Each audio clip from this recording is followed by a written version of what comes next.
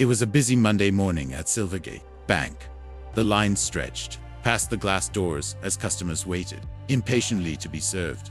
Behind the counter stood Linda, a sharp-looking white bank teller in her 30s. She prided herself on knowing who's who in her branch, judging people instantly by how they looked, dressed, and spoke. That morning, a tall black man in a simple gray hoodie and jeans walked in. He looked calm, holding a small folder under his arm. The moment Linda saw him step toward her counter, her smile disappeared. "Sir, the teller line for business accounts is over there," she said curtly, pointing toward another window. He replied kindly, "This is actually the right counter. I just need to withdraw some funds and make a quick verification." Linda frowned, glancing at his clothes. "Verification? For what account?" "For my company's account," he said, sliding a neatly sealed document across the counter. She chuckled softly, not even opening the folder. "I think there's been a misunderstanding. This counter handles corporate clients. You might want to try the personal banking desk down there." A few customers in line shifted uncomfortably. The man kept his calm, but there was disappointment in his eyes. "Ma'am," he said gently, "I'm here because your branch manager asked me to verify the new system set up for Silvergate's business clients." Linda folded her arms. "Oh, really? And who exactly are you supposed to be?" Before he could answer, she raised her hand. "You know what, sir? I'll have to ask you to wait aside. We can't process anything without proper ID, and this doesn't seem right." The man nodded silently and stepped away. The people in line whispered among themselves, sensing something unfair had just happened. Moments later, the bank manager, Mr. Stevens, came out of his office, holding a phone. "Excuse me," he said, looking around. "Is there a Mr. Carter here?" The man in the hoodie stepped forward. "Yes, that's me." The manager's face lit up. "Mr. Carter, I've been expecting you. Please forgive the delay. I hope my staff didn't give you any trouble." Linda's eyes widened. "Mr. Carter?" "Yes," Mr. Stevens continued proudly. "This is Mr. David Carter, the new regional CEO of Financial Holdings." The entire branch went silent. Linda's face turned pale. The man she had just dismissed as unimportant was her boss's boss. David smiled politely. "It's all right, Mr. Stevens. I just wanted to see how your branch treats its customers, especially those who don't come in wearing a suit." Mr. Stevens froze, realizing what had happened.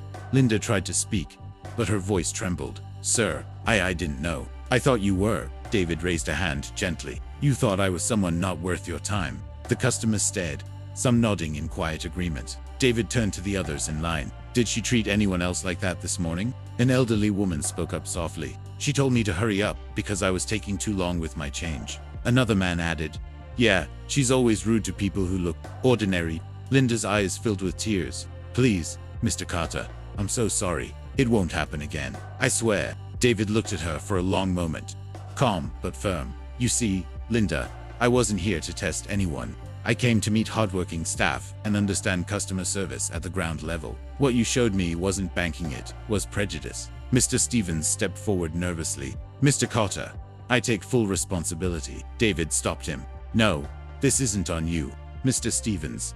Everyone has a choice in how they treat others." He turned back to Linda. "Tell me, why did you assume I didn't belong here?" Linda's voice cracked. I don't know. I just thought." "You thought you could tell someone's worth by their clothes," he said quietly. "But real worth isn't one it's shown." The room was silent again. Finally, David sighed. "Linda, I don't believe in firing people for one mistake. But when a mistake comes from judging someone's character before you know them, it's not small, it's a reflection of who we are inside." Mr. Stevens looked at him questioningly. David nodded slowly. "Effective immediately. Please reassign her position. She won't handle customers again until she completes diversity and ethics training." Linda covered her mouth, shaking. "Please, Mr. Carter, I need this job."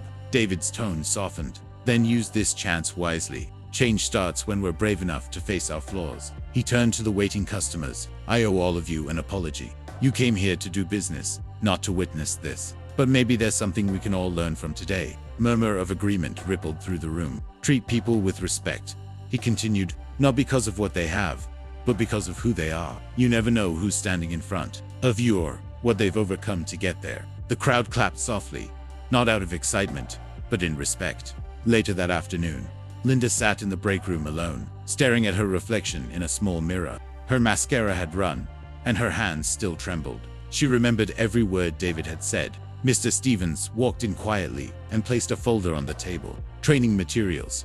He said, "Mr. Carter wanted you to start today." Linda looked up, her eyes wet. "He could have fired me. Why didn't he?" Mr. Stevens gave a small smile. "Because he believes people can change."